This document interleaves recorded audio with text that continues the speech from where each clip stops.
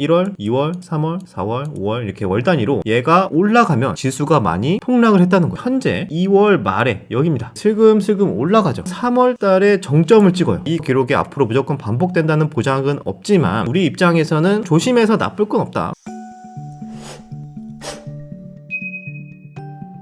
오늘도 시황 빠르게 정리하고 다음 주도 좀 관심 있게 봐야 되는 테마는 어디가 있을까 이런 것도 한번 살펴보도록 하겠습니다. 그리고 중요한 게 있습니다. 마지막 부분에 말씀을 드리겠지만 이제 슬슬 계절성으로 봤을 때 이제 좀 증시의 변동성이 커질 만한 구간에 왔다. 왜 그런지 2월 말 3월 왜 변동성이 커지고 조금 리스크가 좀 올라가는지에 대해서 잠시 뒤에 말씀을 드리도록 하겠습니다. 자, 오늘 시장은 별로 그렇게 움직임이 잘 나온 종목이 많이는 없었거든요. 잠잠하고 별로 그렇게 재미가 없다고 해야 될까? 물론 2차 전지 종목들은 여전히 또 여기 내에서 잘 움직였습니다. 반면에 한한령 해제는 뉴스가 좀 애매한 것들이 나와가 상대적으로 좀 센티가 살짝 꺾였습니다. 그래서 뭐 완전히 끝난 건 아닌데 우리가 예상했던 것보다는 기대감이 조금은 이제 줄어든 모습 그렇게 보시면 될 것 같고요. 그 다음에는 바이오 조금 반등 나왔고 화장품 조금 움직이고 철강 관련해서 움직임 나왔고 방산도 비교적 좀 잘 버티는 모습 그런 것들이 특징이었습니다. 아무래도 철강 반덤핑 관세 뭐 이런 뉴스와 함께 포스코 그룹이 또 강세를 보였고요. 포스코 홀딩스 중요한 저항대 구간을 이렇게 돌파 시도를 하는 모습도 인상적이었고 최근에 계속 거래대금 깡패처럼 터트리면서 움직이고 있는 포스코 DX도 오늘도 10% 장중 상승을 보였습니다. 그 외에도 에코프로도 꽤 올랐더라고요. 자, 에코프로가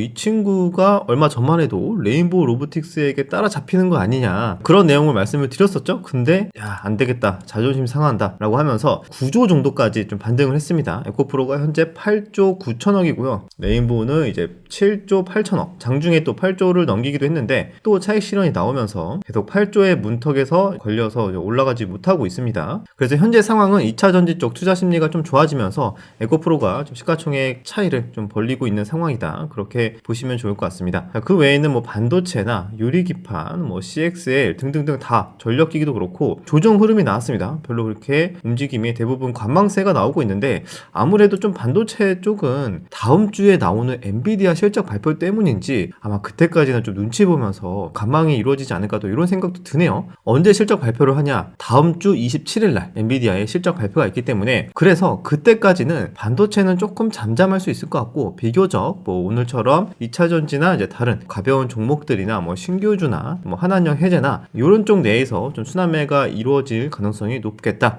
그렇게 판단하고 있습니다. 이슈 빠르게 한번 볼까요? 오늘 철강 쪽이 슈팅이 나왔었죠. 물론 가벼운 종목들은 대부분 윗꼬리가 만들어졌고요. 그나마 좀 포스코 그룹만 안 그래도 2차 전지 쪽 좀 바닥이다 뭐 이런 얘기가 있어서 좀 더 긍정적인 흐름이 나왔다. 그렇게 보시면 될 것 같습니다. 중국 후판 반덤핑 관세 칼 빼든 정부 한국의 이제 철강업이 좀 숨통이 트일 수 있다. 중국이 너무 이제 철강 쪽 너무 저가 공세로 치고 올라오니까 우리가 이제 가격적인 면에서 너무 힘을 못 쓰는 거야. 왜냐면 너무 저가 공세를 하니까. 그래서 너무 힘들다 철강업 좀 살려주세요 이러고 있는 상황에서 이제 마침 정부가 안 되겠다. 이제 너무 이게 저가 공급 때문에 우리나라 이제 업계가 좀 무너지겠다라고 생각을 해서 그런지 이번에 이렇게 반덤핑 관세 무려 28에서 38% 정도까지 관세를 이제 매길 수 있다. 이런 얘기가 나왔습니다. 아마 이게 두 가지 이유가 있어요. 오늘 한한령 해제 관련해서 기대감이나 센티가 꺾인 이유 두 가지 중에 첫 번째가 아마 이 반덤핑 관세도 어느 정도 영향을 줬을 겁니다. 왜냐면 사이가 막 좋아지고 있는 상황이었는데 갑자기 우리나라에서 이제 어쩔 수 없는 뭐 결정이겠지만 이런 식으로 이제 반덤핑 관세 이런 내용이 나오니까 여기에서도 잠깐만 중국이랑 이거 다시 서먹해지는 거 아니야? 물론 뭐 지금도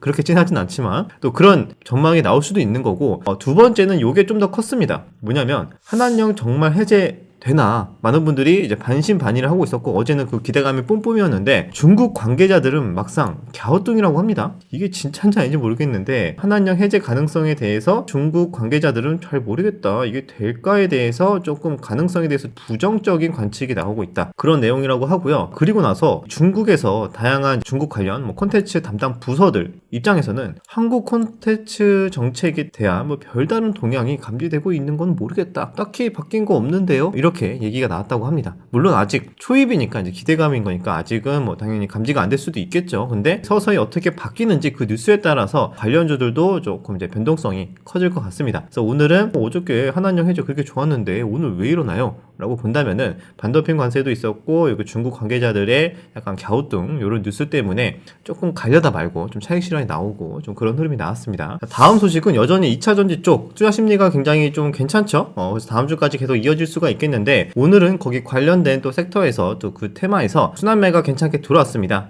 그 중에서 전고체 관련주도 한번 슈팅이 나왔거든요. 원래는 이슈 스페셜티 케미컬이랑 레이크 머티리얼즈 이런 종목도 위주로 올라왔는데 오늘은 좀 순환매 관점인지 아니면은 새롭게 기사가 하나 나오면서 한농화성까지 슈팅이 좀 나왔습니다. 그래서 어떤 내용이 나왔냐? 휴머노이드 로봇 앞으로 가는 방향성은 뭐 부정할 수 없죠. 왜냐면은 우리나라뿐만 아니라 미국에 있는 빅테크들도 너도 나도 다 휴머노이드 로봇 만든다 그러고 있기 때문에 결국에는 가야 된다. 그런데 여기에도 당연히 배터리가 들어가겠죠. 그래서 배터리 업종도 당연히 시간을 두고 관심을 다시 받을 수 있는데 그 중에서 휴머노이드 로봇 대량 양산을 하려면 차세대 전고체 전지가 필요할 것이다. 필수다 라는 내용이 나오면서 국책 과제 주관사 조명 뭐 이런 기사가 나왔거든요. 휴머노이드 로봇도 전고체가 필요하다라는 쪽으로 연결이 되기 때문에 전고체 쪽이 더 강하게 슈팅이 나왔다. 그렇게 보시면 좋을 것 같습니다. 그래서 이런 쪽도 아마 다음 주까지도 계속 관련된 2차전지 꼭 전고체가 간다는 게 아니라 2차전지 쪽 섹터 내에서 좀 순환매 관점 좀 더 유지를 해볼 수가 있을 것 같습니다. 추가적으로 한양대 연구팀 전고체 전지 혁신 기술 네이처 에너지 발표 뭐 이런 또 전고체 관련된 내용도 나왔습니다. 전고체 전지의 성능 저하 원인을 규명하고 뭐 이를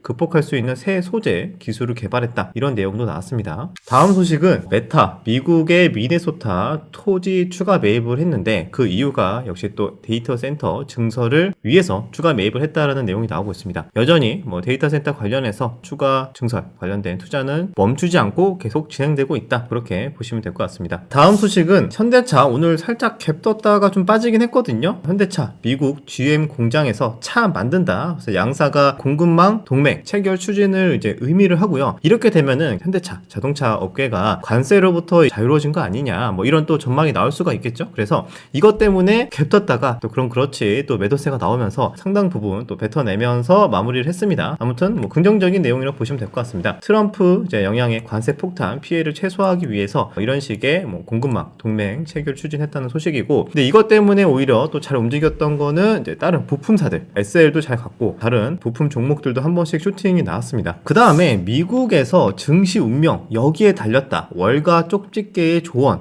이라는 내용이 나왔는데 이분이 누구냐면 마이크 윌슨 모간 스탠리 최고 투자 책임자 CIO라고 합니다. 근데 이분이 급락을 할 거다 이런 얘기는 아니거든요. 근데 뭐 앞으로 증시 방향은 너네도 너무 국제금융 보고 있는 것 같은데 이거 아니고 기업 실적에 따라 결정이 될 것이다. 그럼 어디를 보고 있느냐? 자기는 커뮤니케이션과 금융을 뭐 최선으로 보고 있다. 이런 말을 했다고 합니다. 그래서 뭐 반도체보다는 소프트웨어고 소비재보다는 서비스업이다. 뭐 이런 얘기를 하네요. 반면 이번에 또 워렌 버핏의 포트가 나왔을 때는 또 소비재 쪽을 많이 샀던데 다들 좀 바뀌는 것 같습니다. 그죠? 전망도 엇갈리는 것 같고 근데 요즘 그 대가들이 공통적인 거는 의외로 AI 섹터들을 많이 팔고 있다. 아마 미국에서도 거품 논란 이런 것들을 좀 우려해서 그런 건지 대가들도 이제 좀 처분을 하고 있는 것 같습니다. 워낙 물량이 많다 보니까 천천히 매도를 해야 되죠. 그래서 작년 말 기준으로 봤을 때 대부분 막 비중 확 줄이거나 아니면 뭐 다 판 사람도 있고 그렇다고 합니다. 그래서 그런 것들도 참고를 해서 우리나라도 좀 그래서 이거 AI 자꾸 다 대가들이 파니까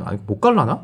그러니까 반도체나 AI 쪽 조금 무서워지니까 다른 쪽 2차전지나 다른 쪽 매매를 해야 되나 이런 생각이 좀 드는 것 같아요. 많은 분들이. 자 그리고 말씀드렸다시피 다음 주 가장 핫한 일정은 엔비디아의 실적 발표죠. 근데 실적 발표 일주일 앞두고 목표가를 상향했다고 합니다. 왜냐면 여전히 블랙웰 공급이 굉장히 많이 이루어지고 있고 이전에 뭐 그록3 일론 머스크가 이제 공개하면서 한 말이 우리는 GPU 지금 20만 개인데 100만 개까지 채울 거다. 그렇게 얘기를 했거든요. 그러면은 당분간은 수요 계속 탄탄하게 이루어질 수 있겠죠. 그래서 그런 것들도 참고하시면 될 것 같습니다. 그 다음 소식으로는 장 끝나고 기사가 나왔어요. 단독으로 나와서 조금 더 찾아봐야 될 것 같긴 하지만 엔비디아 블랙웰 발효를 한국에서 잡는다?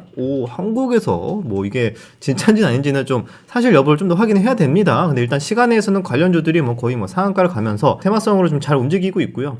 국내 액체 냉각 업체와 협력을 모색한다고 합니다. 이런 내용 때문에 현재 시간에서 GST 그다음에 삼성 삼성 공조 이런 종목들이 시간에서 좀 반응을 했던 것 같고요. 제가 어제도 계속 강조를 좀 드렸었죠. 이번에 일론 머스크도 그렇고 발열 잡는 게 항상 문제였다라고 계속 강조를 하고 있었어요. 그래서 테마 순환매를 봤을 때 제가 액침 냉각도 봐야 된다 이렇게 좀 말씀을 드렸는데 또 갑자기 또 이런 기사가 좀 나오면서 종목들이 좀 반응을 하는 것 같습니다. 기존의 냉각으로는 한계가 있다. 자, 앞으로 방향을 바꿔야 되는데 기술을 갖고 있는 회사들이 아마 큰 수혜를 볼 것이다. 이렇게 분석을 하고 있습니다. 액침 냉각도 테마 한번 다음 주에 훅 도는지 체크하시면 될 것 같습니다. 그리고 이런 내용도 가져왔습니다. 이거 주식과는 어떻게 보면은 뭐 직접적인 관계는 없지만 어떤 간접적으로 우리나라가 작년 말에 특히 주식 시장이 굉장히 안 좋았습니다. 24년에 이제 지역별 소매 판매 감소율 현황이 나왔습니다. 봤는데 다 마이너스야. 근데 그 중에서 경기가 5.7, 서울이 4.4, 인천이 마이너스 5%. 이게 어마무시한 수치거든요. 서울, 경기, 수도권이 이렇게 많이 하락을 한 거는 이게 어느 정도 수준이냐. 과거에 신용카드 대란 사태가 있었던 2003년 이때가 3.2%래 마이너스. 그리고 나서 그 이후에 21년 만에 최대 폭의 감소라고 합니다. 작년부터 유튜브나 이제 뉴스나 이런 걸로 항상 접했잖아요. 국내 경기 내수가 너무 안 좋다. 다 지금 다 소비를 줄일 것이다. 가뜩이나 이제 금리도 이제 높고, 뭐 금리도 이제 내릴 수가 없고, 그 다음에 환율도 안 좋고, 물가도 오르고, 그래서 다들 너무 힘들다 그런 얘기가 있었죠. 근데 그 실제로 이제 지역별 소매 판매 감소율 보니까 내수가 정말 좋지 않았구나라는 것들을 알 수가 있습니다. 특징적인 거는 다른 지방보다는 울산은 좀 세긴 하네요. 울산은 좀 셌는데 강원도도 5.3이고 서울 쪽에도 많이 타격이 있었다는 거 좀 특징적이다 보시면 될 것 같습니다. 자, 그리고 제가 이번 달 말 또는 이제 3월달 들어서 변동성이 커질 수 있다. 좀 조심해야 될 수도 있다. 이렇게 좀 말씀을 드렸잖아요. 그 근거가 이게 나왔습니다. 이게 뭐냐면 빅스 지수 아시죠? 빅스 지수가 뭐냐? 미국장이 변동성, S&P 500이 막 변동성이 크면서 막 급락이 나오면은 빅스 지수는 변동성 지수라고 해가지고 지수가 보통 급락이 나오면은 빅스 지수는 급등을 한다. 한마디 인버스처럼. 그렇게 쉽게 이해하시면 될 것 같습니다. 그런데 이게 보면은 20년 평균이래요. 여기 노란 색깔 표가 20년 평균인데 월 단위로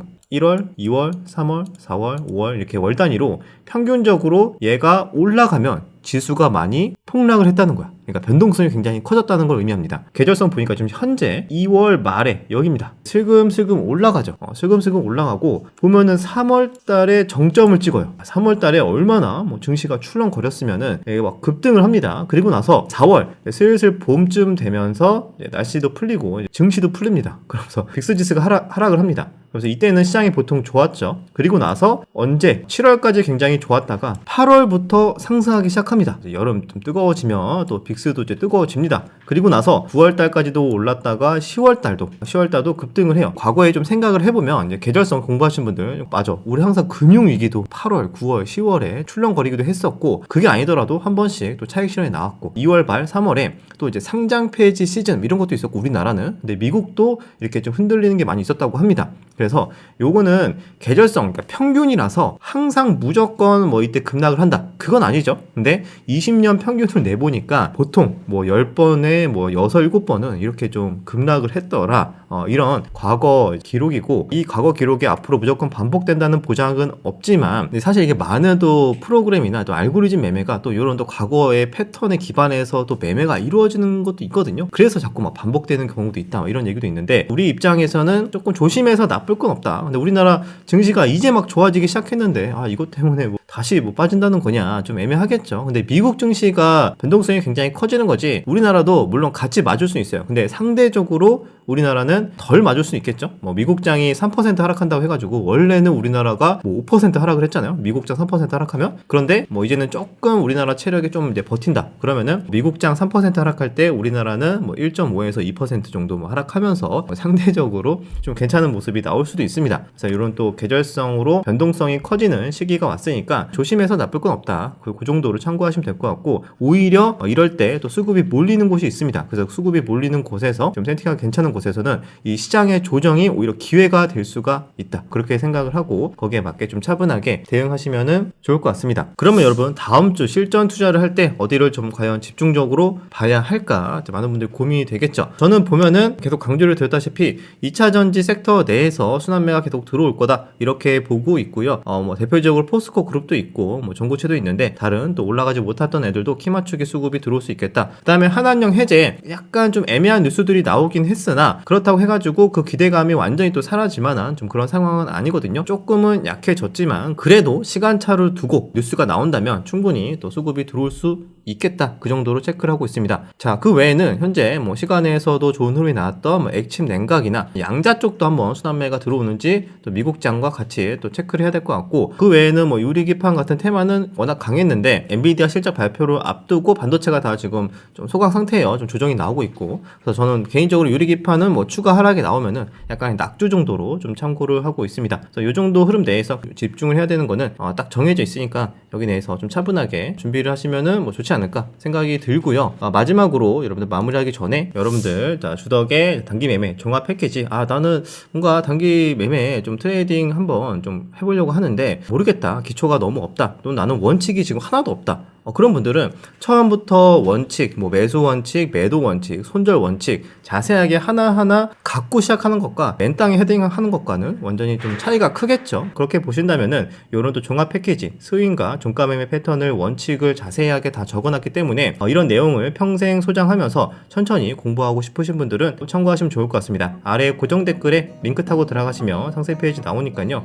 요거 좀 보시고 여러 가지 굿즈들도 나갑니다. USB로 평생 소장 강의가 나가고요. 그 다음에 교재 2권과 함께 마우스 패드, 메모 패드 이렇게 나가니까요. 관심 있으신 분들은 고정 댓글 참고하시면 좋을 것 같습니다. 여러분들 주말 잘 보내시고요. 저는 다음 주에 다시 찾아뵙도록 할게요.